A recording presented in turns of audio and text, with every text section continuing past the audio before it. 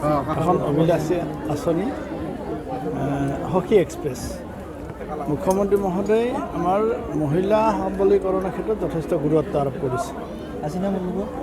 আমাৰ নিযুত মইনা আঁচনিয়ে হওক, প্ৰধানমন্ত্ৰী আৱাস যোজনাৰ ঘৰ মহিলাৰ নামত দিয়াই হওক, অৰুণোদয় আঁচনিয়ে হওক, বিভিন্ন ধৰণে সখীসকলক বা আমাৰ মহিলাসকলক সবলীকৰণৰ ক্ষেত্ৰত মুখ্যমন্ত্ৰীয়ে যথেষ্টখিনি কাম কৰিছে। মহিলা উদ্যমিতা আঁচনিৰ জৰিয়তে ৩৮ লাখ মহিলাক লাখপতি বাইদেউ বনোৱাৰ পৰিকল্পনা কৰিছে। এই মহিলাসকলক যিধৰণে চৰকাৰে আঁচনি দিছে, পইচা দিছে, এই পইচাবোৰ যাতে সঠিকভাৱে তেওঁলোকে ব্যৱহাৰ কৰিব পাৰে, তেওঁলোকে যাতে এই কাম কাজখিনি কৰোঁতে যিখিনি তেওঁলোকৰ সৰু সুৰা তেওঁলোকে নুবুজা কথা কিছু থাকে বা তেওঁলোকৰ বেংকৰ লগত লিংকিং কৰা, অফিচৰ লগত তেওঁলোকে যোগাযোগ কৰা, এই গোটেই কামখিনি তেওঁলোকে ড'ৰ ষ্টেপত যাতে কামখিনি হয়, তেওঁলোকৰ পদূলিত যাতে কামখিনি হয়, তাৰ কাৰণে বিভিন্ন সখী নিযুক্তি দি সখীসকলক সংযোজক হিচাপে মুখ্যমন্ত্ৰী মহোদয়ে অসম চৰকাৰে দায়িত্ব দিছে। আৰু সেই সখীসকলৰ কাম কাজখিনি যাতে তেওঁলোকে ভালকৈ কৰিব পাৰে। প্ৰত্যেকজন সখীক একোখনকৈ স্কুটি, তেওঁলোকৰ তেল ভৰাবৰ কাৰণে পইচা অসম চৰকাৰে যি দিয়াৰ ব্যৱস্থা কৰিছে, এই অতিকৈ প্ৰশংসনীয় এক অভিলাষী আঁচনি। এই আঁচনিৰ অধীনত বৰক্ষেত্ৰী সমষ্টিৰ আমি 68 সখীক আমি আজি স্কুটি দিবলৈ সক্ষম হৈছোঁ। মই প্ৰতিগৰাকী সখীক অভিনন্দন জনাইছোঁ, তেওঁলোকক নিয়াৰিকৈ কাম কৰাৰ কাৰণে আহ্বান জনাইছোঁ। আৰু অসম চৰকাৰৰ মুখ্যমন্ত্ৰীক মই বিশেষকৈ ধন্যবাদ জনাইছোঁ। বৰক্ষেত্ৰী সমষ্টিৰো অৰ্থনৈতিক উন্নয়নৰ ক্ষেত্ৰত এই মহিলাসকলক যিধৰণে মুখ্যমন্ত্ৰীয়ে সহায় কৰিছে, তাৰ কাৰণে মই বিশেষকৈ বৰক্ষেত্ৰী সমষ্টিৰ এগৰাকী ব্যক্তি হিচাপে মুখ্যমন্ত্ৰী মহোদয়ক মই ধন্যবাদ জনাইছোঁ। ইতিমধ্যে আপোনাৰ টিহু আৰু অসম চৰকাৰে এই স্কুটি সকলোখিনি সখীক দিছে। সখীখিনিক আমি কমিউনিটি কেডাৰ্ছ বুলি কওঁ, ARSLMৰ অধীনত যিখিনি সখী থাকে তেওঁলোকক।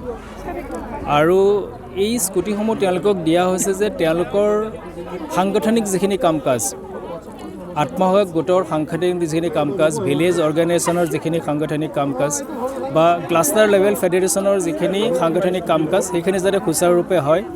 আৰু আত্মসহায়ক গোটৰ প্ৰতিগৰাকী বাইদেউ যাতে তেওঁলোকে আত্মনিৰ্ভৰশীল হ'ব পাৰে, তেওঁলোক স্বাৱলম্বী হ'ব পাৰে, নিজৰ ভৰিত নিজে যাতে থিয় দিব পাৰে, সেইকাৰণে অসম চৰকাৰৰ এইটো প্ৰয়াস। আৰু মই ভাবোঁ যে এই স্কুটিখিনি যদি তেওঁলোকে সঠিক কামত ব্যৱহাৰ কৰে, অনাগত দিনত আত্মসহায়ক গোটৰ যিটো আন্দোলন, সেই আন্দোলনটো ক্ষিপ্ৰতৰ হ'ব আৰু আমাৰ মহিলাসকল স্বাৱলম্বী হ'ব। আমি আশা কৰি আছোঁ যে ডিচেম্বৰ মাহৰ শেষৰ সপ্তাহটোত হ'ব পাৰে। গতিকে আমি সেইভাৱে প্লেনিং কৰি আছোঁ আৰু আমি আশা কৰিছোঁ আমি ডেটটোতো অতি সোনকালে পাই যাম। উদ্যোগিতা আঁচনি নামত বহুত মহিলা অসুস্থ মহিলাও চেকখনত ৰাখাত তেওঁলোকে যায় যে ইয়াত এটা প্ৰচাৰ হয় যে নিজে নগ'লে চেকখন নাপায়, কিন্তু তাৰ ভিতৰত সভা সমিতি অসুস্থতা দেখা যায়। আমি আপোনালোকে যদি মন কৰে, টিহু LICত আমি আগতে সভা পাতি কৈ দিছিলোঁ যে কোনো প্ৰেগনেণ্ট মহিলা নাযাব, কোনো যিখিনি ব্ৰেষ্ট ফিডিং যিখিনি আছে, যিখিনি মাকৰ গাখীৰ খাই আছে কেঁচুৱা, তেওঁলোক যাব নালাগে। ক্ৰিটিকেল ডিজিজত যিখিনি ভুগি আছে তেওঁলোক যাব নালাগে, তেওঁলোকক আমি ঘৰত গৈ চেক দিয়াৰ ব্যৱস্থা কৰিম। এইটো আমি টিহু বিধানসভা সমষ্টিত 34,000 যেতিয়া আত্মসহায়ক গোটৰ মাজত আমি চেক বিতৰণ কৰিছিলোঁ, আমি আগতে কৈ দিছিলোঁ। কিন্তু তেওঁলোক অত্যুৎসাহী, বেমাৰ হ'লে ভাবে যে অকণমান ওলাই গ'লে কিজানি মই ভালেই পাম, তেওঁলোকে আহে। কিন্তু আমাৰ ফালৰ পৰা স্পষ্ট নিৰ্দেশনা আছিলে যে যিখিনি ক্ৰিটিকেল ডিজিজ, যিখিনি প্ৰেগনেণ্ট ওমেন আৰু যিখিনি কেঁচুৱাই মাকৰ গাখীৰ খাই আছে, কেঁচুৱাক লৈ পেলাই তেওঁলোকে এই জনসমাগমত আহিব নালাগে। গোটেই ৰাজ্যখনতে যিমান সংখ্যক কমিউনিটি কেডাৰ্ছ বুলি যিটো আমি কওঁ সখী, সেইসকলক তেওঁলোকে যাতে তেওঁলোকৰ কাম কাজ অতি নিয়াৰিকৈ কৰিব পাৰে, সেই লক্ষ্য আগত ৰাখি একোখনকৈ স্কুটি তেওঁলোকক প্ৰদান কৰাৰ ব্যৱস্থা কৰিছে। অসমত ARSLMৰ অধীনত যিমান সংখ্যক সখী আছে, সেই আটাইসংখ্যক সক্ৰিয় সখীকে অসম চৰকাৰে আমাৰ স্কুটি প্ৰদান কৰিছে। এই স্কুটি প্ৰদানৰ মুখ্য উদ্দেশ্যটো হ'ল যে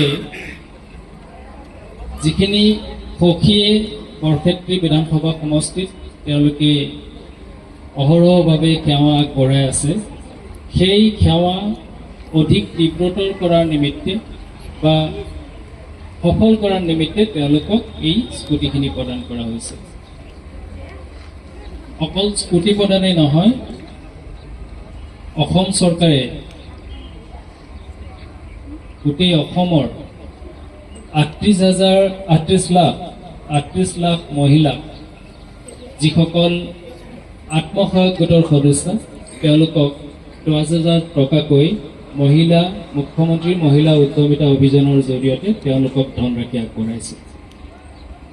এটা সময় আছিল যে অসমৰ মহিলাসকলে, বিশেষকৈ গ্ৰামাঞ্চলৰ মহিলাসকলে, তেওঁলোকে উৰণি লৈ ঘৰৰ ভিতৰতে আছিল। তেওঁলোকৰ নিজৰ কোনো উপাৰ্জন নাছিল 2-4 বেটিৰেকে, আৰু তেওঁলোকৰ স্বামী নাইবা ঘৰৰ যিগৰাকী উপাৰ্জনকাৰী তেওঁৰ ওপৰত সম্পূৰ্ণভাৱে নিৰ্ভৰশীল আছিল। কিন্তু অসম চৰকাৰৰ এই যি পদক্ষেপ, যে যিটো নীৰৱ আন্দোলন, আত্মসহায়ক গোটৰ যিটো আন্দোলন, এই আন্দোলনটোৰ জৰিয়তে এতিয়া আমাৰ মহিলাসকলে সেই উৰণি গুচাই আকাশলৈ চোৱাৰ যিটো হেঁপাহ, সেই হেঁপাহৰ সেই আলিবাটত খোজ কাঢ়িছে। আজি এই 38 লাখ মহিলাই অসমত তেওঁলোকে নিজৰ ভৰিত তেওঁলোকে নিজে থিয় দিব পাৰিছে। তেওঁলোকে স্বাৱলম্বনৰ উপায় দেখিছে, স্বাৱলম্বনৰ ৰাস্তা দেখিছে, আৰু সেই ৰাস্তাত তেওঁলোক আগুৱাই গৈছে। আৰু এই স্বাৱলম্বনৰ পথত আগবাঢ়ি যাবলৈ অসম চৰকাৰে সখী এক্সপ্ৰেছ আঁচনিৰ অধীনত অসমৰ প্ৰতিগৰাকী সখীকে এই স্কুটি প্ৰদান কৰিছে। আজি যদি আমি চাওঁ যে এই 38 লাখ মহিলাৰ ভিতৰত 8.5 লাখ মহিলা লাখপতি বাইদেউ হৈছে, আৰু এই 38 লাখৰ ভিতৰত 30 গৰাকী বাইদেউ মহালাখপতি হৈছে। মহালাখপতি মানে তেওঁলোকৰ বাৰ্ষিক আয় 10 লাখতকৈ বেছি। অসম চৰকাৰৰ এগৰাকী উচ্চপদস্থ বিষয়াও কিজানি বছৰত 10 লাখ টকা ইনকাম কৰিব নোৱাৰে। কিন্তু সেই যিসকল বাইদেৱে এই ৰাস্তাৰে আগুৱাই গৈ বেলেগৰ কাৰণে তেওঁলোক চানেকি হৈছে, গতিকে সেই লক্ষ্য আমি ইয়াত উপস্থিত থকা প্ৰতিগৰাকী বাইদেউ ল'ব লাগিব। এইসকলক একমনকৈ স্কুটি দিয়াৰ যি ব্যৱস্থা মুখ্যমন্ত্ৰী কৰিছে, তাৰ আনুষ্ঠানিকতা আমি আজি পালন কৰিম।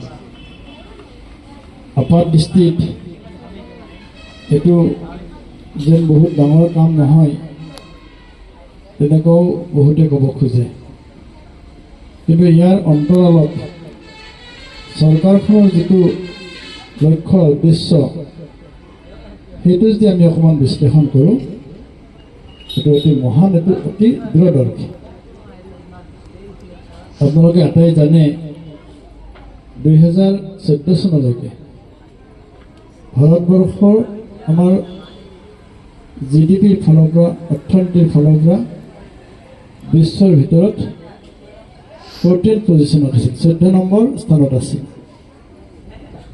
আজি প্ৰায় 11 বছৰ ভিতৰত আমাৰ দেশৰ প্ৰধানমন্ত্ৰী নৰেন্দ্ৰ মোদী ডাঙৰীয়াৰ নেতৃত্বত আজি ভাৰতবৰ্ষ 4ৰ্থ স্থানত উপস্থিত হৈছে।